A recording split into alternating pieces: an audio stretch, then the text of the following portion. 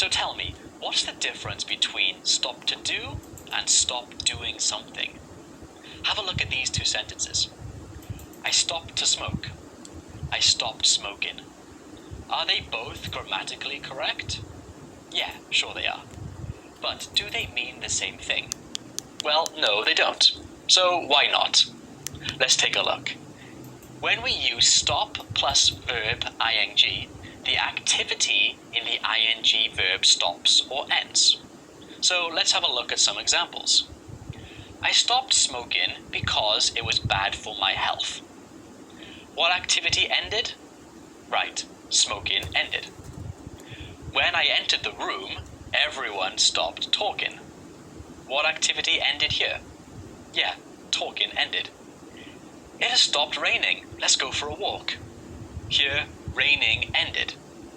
So notice that when we use stop plus verb ing, we are only talking about one action, and that one action stopped or ended.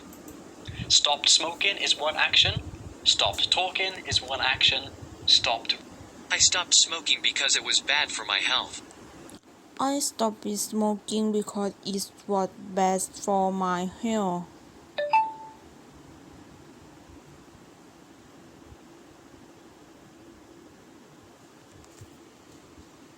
Right now I'm at the Min Pei Market. I think they have everything here that you could want, from clothes to food to snacks, and even like cookware. This is a great place to buy cookware. But anyway, lots and lots of things available at this market, and there's a beautiful food court as well where you can stop to eat breakfast or lunch. It's kind of a square market, and then in the middle is a like Chinese garden where you can come to relax. This is a great market. I'm loving it. Right now I'm at the Min Pei Market. You can stop to eat breakfast or lunch.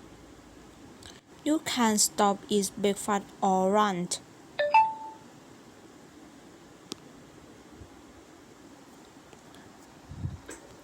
You can stop to eat breakfast or lunch.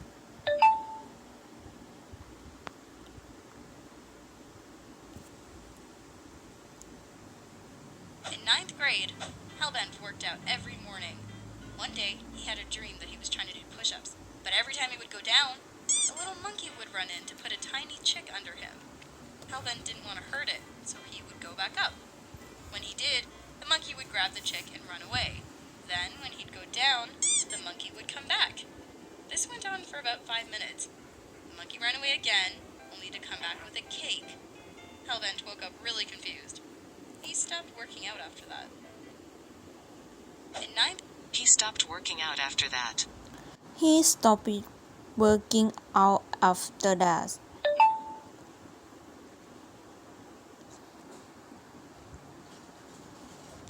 He stopped working out after that.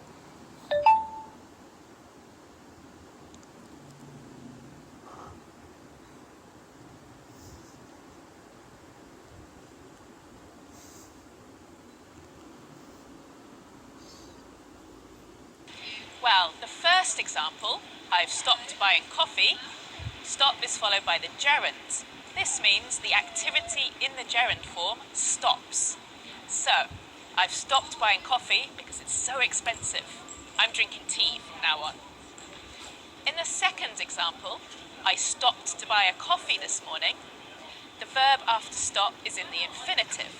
I stopped to buy a coffee. This means that we stop doing one action in order to do the action in the infinitive. So, this morning, I stopped walking in order to buy a coffee. Well, the first... I stopped to buy a coffee. I stopped to buy a coffee.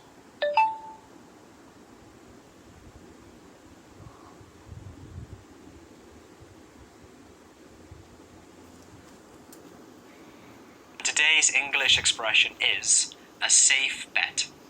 As always, I'll tell you a quick sample sentence with this expression, and I want you to listen and try to guess the meaning. Let's go. It's a safe bet that smartphones will be more advanced in 10 years.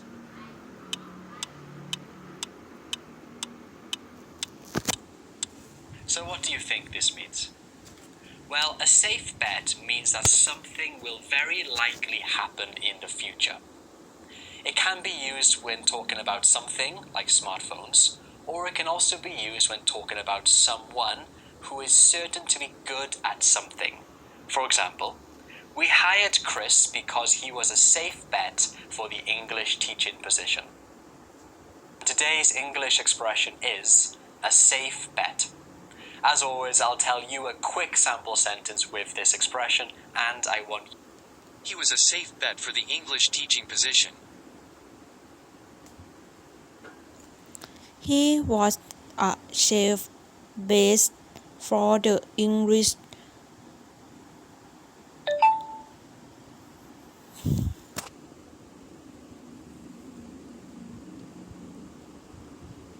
He was a safe bet for the English teaching position. He was a safe bet for the English teaching position.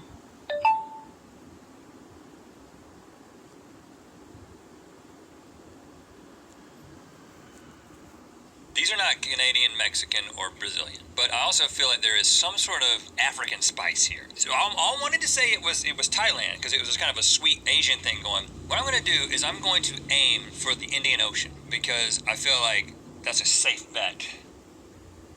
These are not Canadian. I feel like that's a safe bet. I feel like that is a safe bet.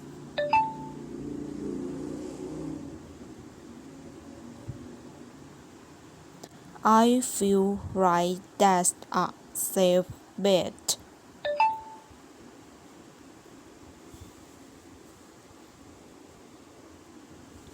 I feel like that's a safe bet.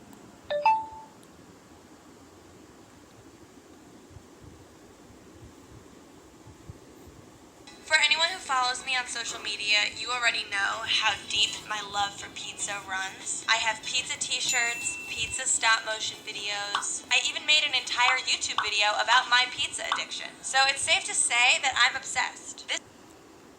For anyone who follows... It's safe to say that I'm obsessed.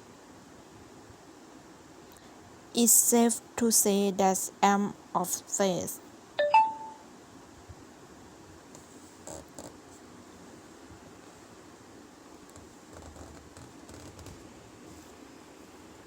The amoeba would surely survive. Amoebas have the ability to go into a dormant cyst state, where they curl up in a protective layer and are able to remain like that indefinitely. Amoeba are found throughout the world in huge numbers and are extremely small, so it is highly likely that they will survive. It is highly likely that they will survive. It is highly likely that they will survive.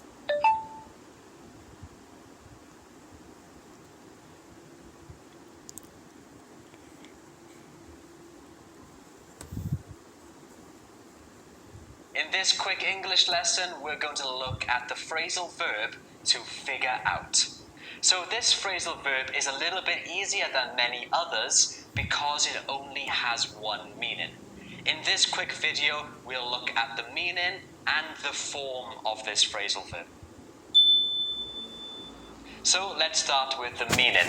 And as always, I'm going to tell you a quick sample sentence with this phrasal verb, and I want you to listen and try to guess the meaning. Okay, let's go. I figured out the answer. I figured out the answer.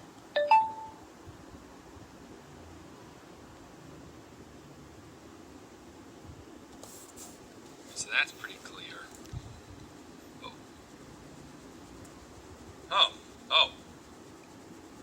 Oh, this is tough. This is difficult. This is tough because The it's got... second component is pretty difficult here. So I'm either down to The this initial one is really obvious. or this. I'm trying to figure out between these two. So that's pretty...